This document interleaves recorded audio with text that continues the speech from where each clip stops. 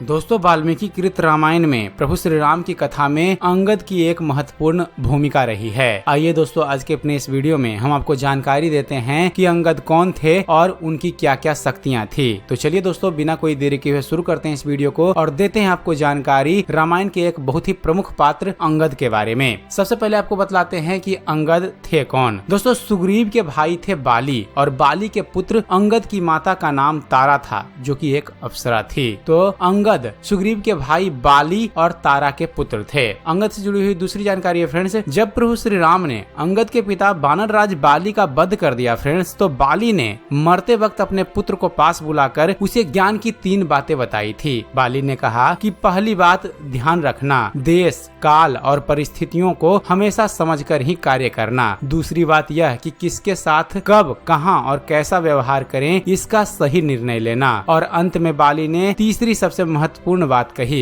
कि पसंद नापसंद, सुख दुख को सहन करना और क्षमा भाव के साथ ही जीवन व्यतीत करना, यही जीवन का सार है। बाली ने अपने पुत्र अंगद से ये बातें ध्यान रखते हुए कहा कि अब से तुम सुग्रीव के साथ रहो और हमेशा प्रभु श्री राम की शरण में रहना, वे त्रिलोकपति हैं। बाली के कहने पर अंगद ने सुग्रीव के साथ रहकर प्रभु श्री राम की सेवा की। अंगद ने प्रभु श्री राम के द्वारा सौंपे गए उत्तरदायित्व को बखूबी संभाला। दोस्तों, बाली के बाद सुग्रीव को किष्किंधा का राज्य मिला और अंगद वहां का युवराज बनाए गए। अंगद के बारे में आपको और जानकारी दें फ्रेंड्स, तो अंगद भी हनुमान जी की तरह ही पराक्रमी और बुद्धिमान योद्धा थे। हनुमान जी जामवंत की तरह ही अंगद भी प्राण विद्या में पारंगत थे। इस प्राण विद्या के बल पर ही वह जो चाहे वह कर सकते थे। राम की सेना में अंगद ने बहुत पराक्रम दिखाया था। सीता जी की खोज में वानरी सेना का नेतृत्व युवराज अंगद ने ही किया। संपाति से सीता के लंका में होने की बात जानकर अंगद समुद्र पार जाने के लिए तैयार हो गए थे, परंतु दल का नेता होने के कारण जामवंत जी ने इन्हें जाने नहीं दिया और हनुमान जी को लंका भेजा था। दोस्तों, राम और रावण युद्ध के पूर्व हनुमान जी के बाद भगवान श्री राम ने अंतिम वक्त पर अंगद को अपना दूत बनाकर लंका भेजा था,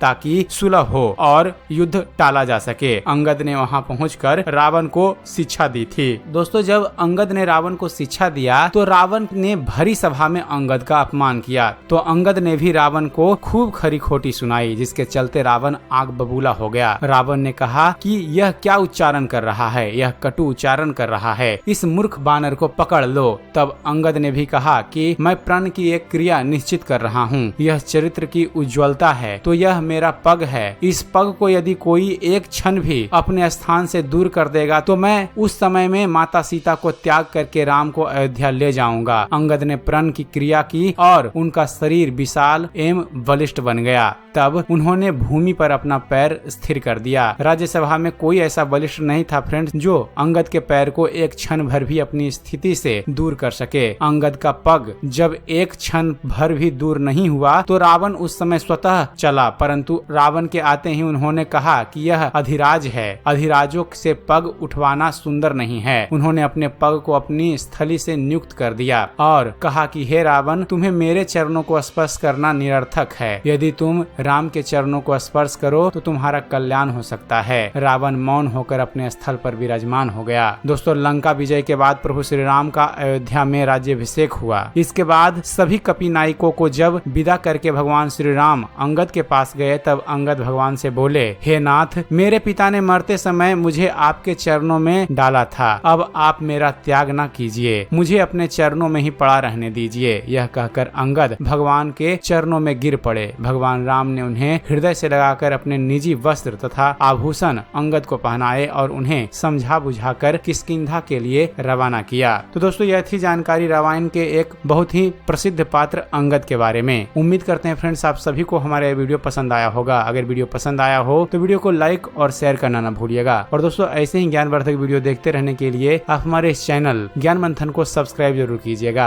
आप हमारे चैनल को सब्सक्राइब कीजिए और देखते रहिए, जानते रहिए। धन्यवाद। जय हिंद।